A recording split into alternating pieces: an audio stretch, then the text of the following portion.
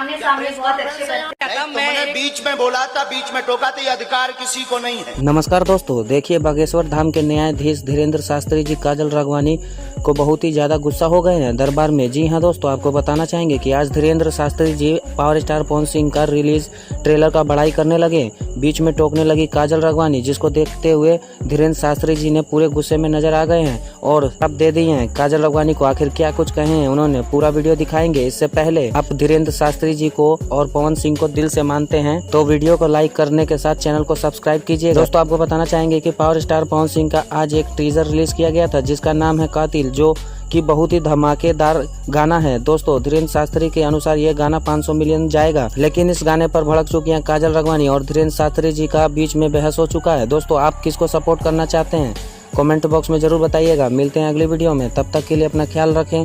धन्यवाद।